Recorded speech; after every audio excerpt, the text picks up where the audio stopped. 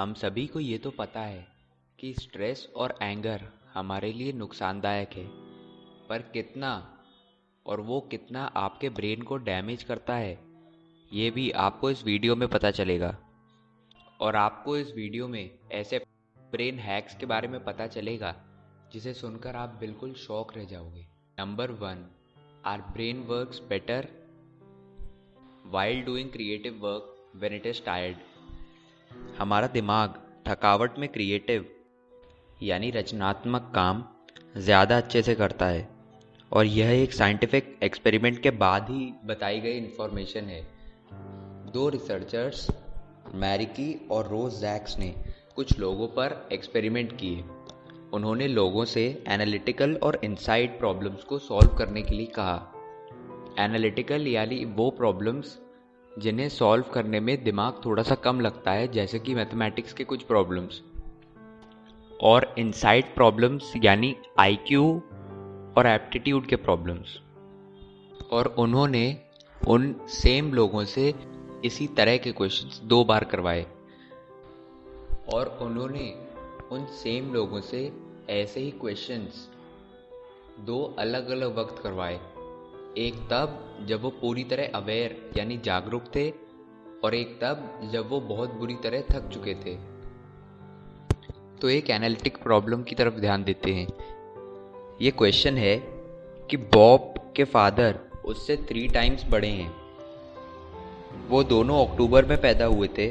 4 साल बाद उसके फादर उससे 4 टाइम्स बड़े हो जाते हैं। तो बॉब और उसके फादर की एज क्या है?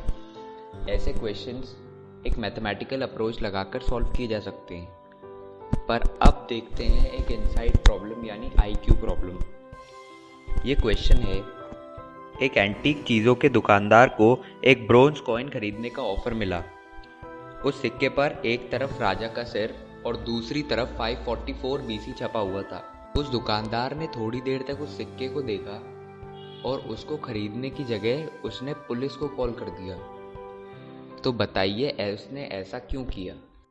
कि वही सेम लोग जब ज़्यादा थके हुए थे तब इनसाइड प्रॉब्लम्स ज़्यादा जल्दी कर पाए than analytic problems. Number 2, stress changes the size of your brain. Stress से आपके दिमाग का साइज बदल जाता है।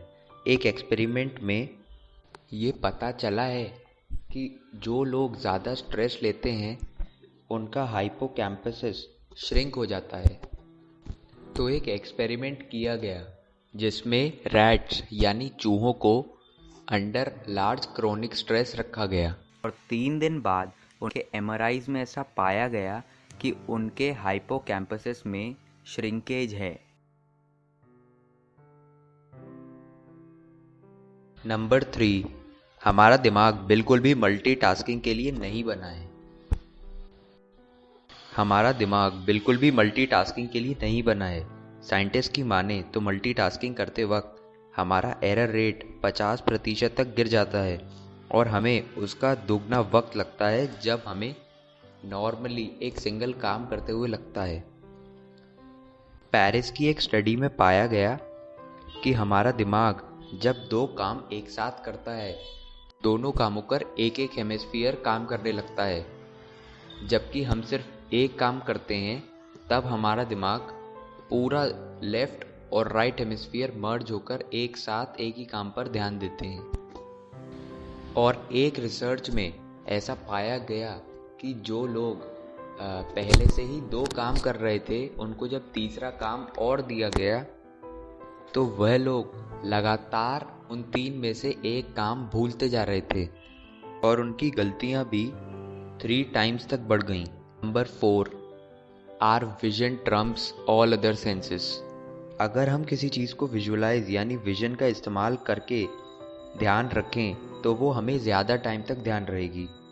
जैसे कि एक साइंटिफिक रिसर्च में ये पाया गया कि अगर हमने आज कोई चीज़ पढ़ी, या फिर आपने आज कोई भी पेज पढ़ा या न्यूज़पेपर या चैप्टर कुछ भी पढ़ा, वो आपको 3 दिन बाद सिर्फ उसका 10% याद रहता है।